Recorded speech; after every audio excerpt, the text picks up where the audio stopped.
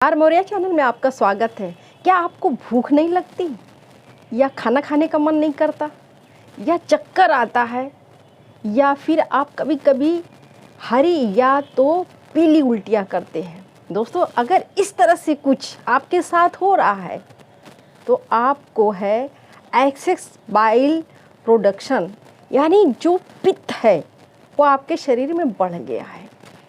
दोस्तों, इसको आगे जानने से पहले ये जानना बहुत ज़रूरी है कि आखिर हमारे शरीर में पित्त का कार्य क्या है। तो हमारे शरीर में पित्त का बहुत इम्पॉर्टेंट कार्य है। ये हमारे भोजन को पचाता है और ये दो चीज़ों से मिलकर बना हुआ है, अग्नि और जल। जो इसका स्वभाव होता है वो गर्म होता है, यानी ये गर्म तासीर का होता है।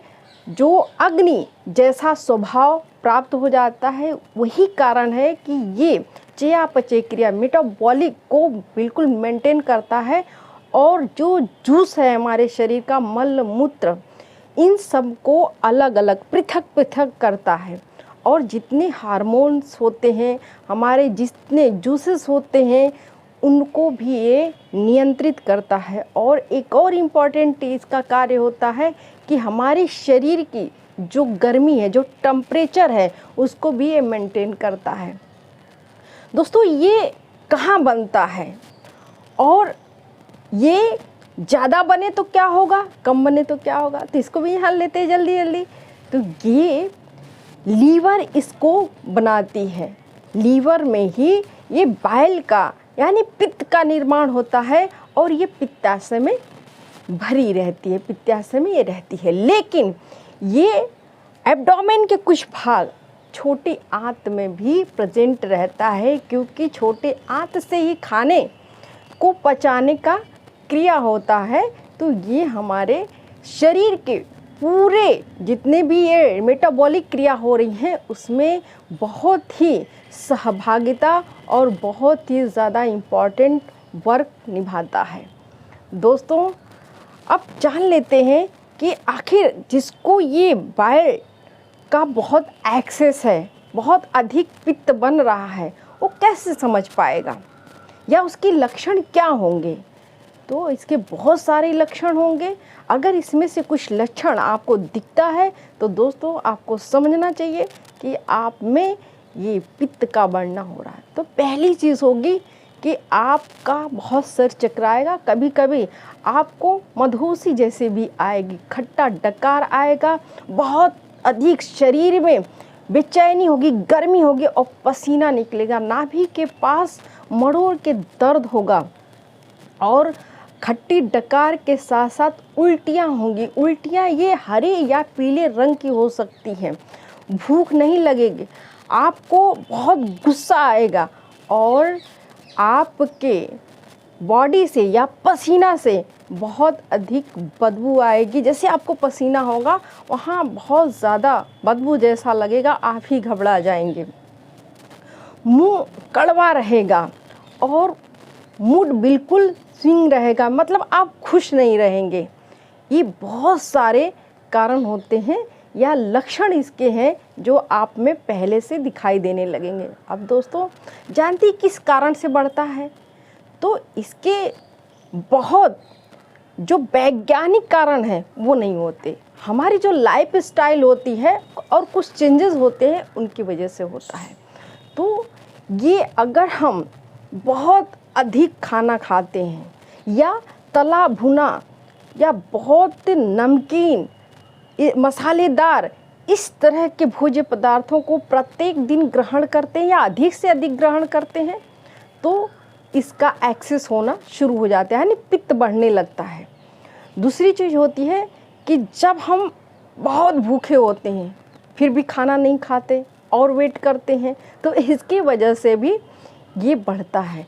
या बिना भूख के ही हम खाते रहते हैं तो इसकी वजह से भी ये बढ़ता है। बहुत ज़्यादा स्ट्रेस लेने से, बहुत चिंतित अगर आप हैं, हमेशा आप दुखी हैं, तो इसकी वजह से भी ये बाइल बढ़ती हैं, ये पित्त बढ़ता है। और अगर आप बहुत ज़्यादा काम कर रहे हैं, एक्सेस वर्क, तब भी ये बढ़ते हैं। या तो काम बिल्कुल नहीं कर रहे हैं तब भी ये बढ़ते हैं।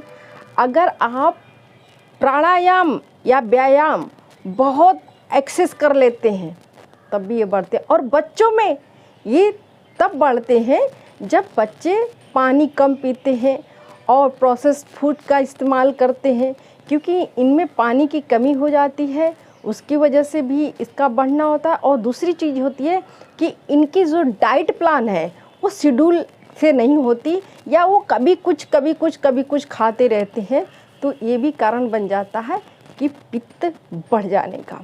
अब दोस्तों, अब करना क्या चाहिए? पित्त बढ़ गया, अब इसमें क्या करना चाहिए? तो अगर हम बात करें तो आप जानते हैं कि आयुर्वेद 3 चीज़ों को बताता है कि हमारे शरीर में जितनी व्याधियां हैं इनके सिर्फ 3 कारण हो सकते हैं, वात, पित्त और कफ। तो ये पित्त के कारण पित्त का बढ़ना होता है और इससे करीब बहुत तरह की बीमारियां होती हैं। लेकिन जो शुरुआती दौर में बीमारियां होती हैं उससे कब्ज, पेट में दर्द और डिसेंट्री, इस तरह की बीमारियां होती हैं। वैसे तो ये काम और नाम के वजह से कई तरह का पित्त होता है, जैसे रज्जक पित्त है, तासक पित्त है, बहुत सारी ऐसे पित्त होते हैं। लेकिन मेन जो पित्त होते हैं कि एक्सेस बाइल प्रोडक्शन, तो उसके बारे में हम लोग बात कर रहे हैं। दोस्तों, अगर पित्त बढ़ गया है तो आपको तुरंत आराम कैसे मिले, ये बहुत ज़रूरी होता है। तो ऐसे में वैसे तो बहुत सारी दवाइयाँ हैं, आयुर्वेद बहुत दवाओं को बताता है कि जो विरेचक दवाइयाँ हैं उनको लेना चाहिए, यानी जो पेट साफ़ होने वाली दवा है, सिरप है, लैक्टिलूज़ वगैरह हैं, उनको लेना चाहिए।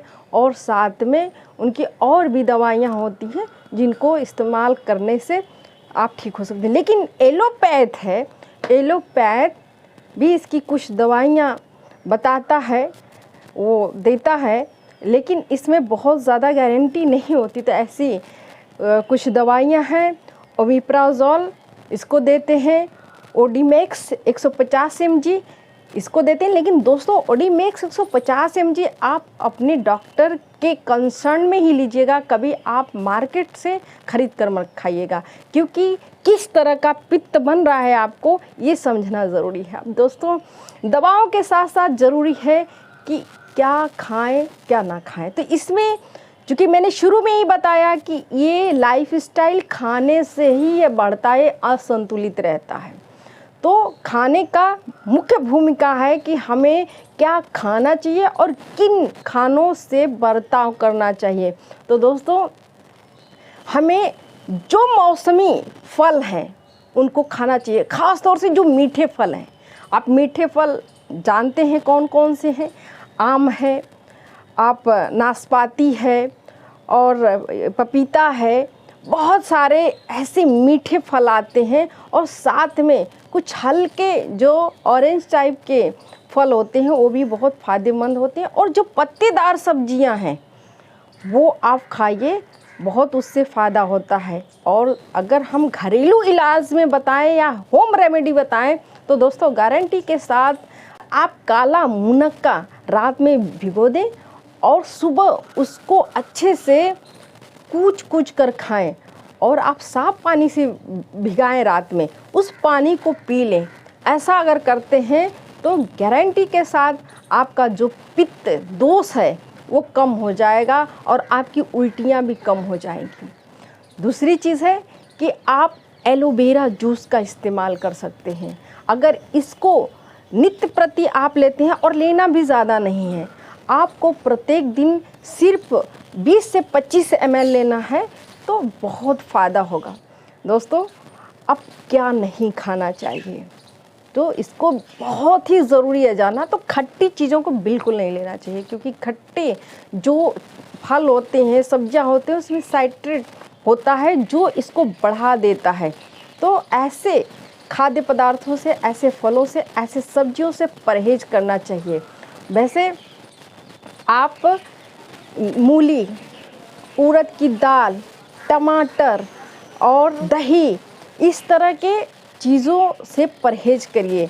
लेकिन मैंने बताया जैसा ऊपर कि आपको खट्टी चीज़ नहीं लेना चाहिए। तो दोस्तों इसमें एक चीज़ बहुत ही अलग है कि ये है खट्टी लेकिन फ़ायदेमंद है। क्या है कि आप आंवला ले सकते हैं। आंवला और नींबू ये दोनों पित्त को कम करता है, तो ये दोनों चीज़ आप ले सकते हैं। दोस्तों अगर आप घी खाते हैं या दूध पीते हैं तो इसको कम करने का आपके पास बहुत अच्छा मेडिसिन है। क्योंकि आप अगर ठंडे दूध का इस्तेमाल करते हैं, और वो कितने बार करना, 2 बार।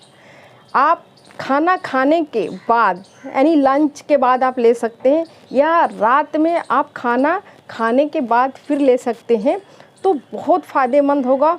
और दूसरी चीज़ गाय का घी।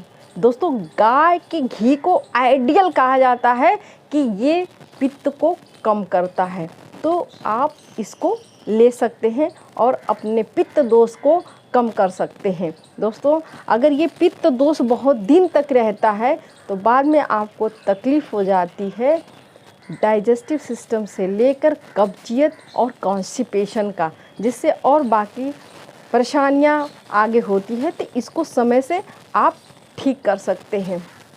दोस्तों जो विरेचक के बारे में मैंने आपसे बताया कि लेना बहुत ज़रूरी, तो यही है कि आपको अपना पेट साफ़ रखना है।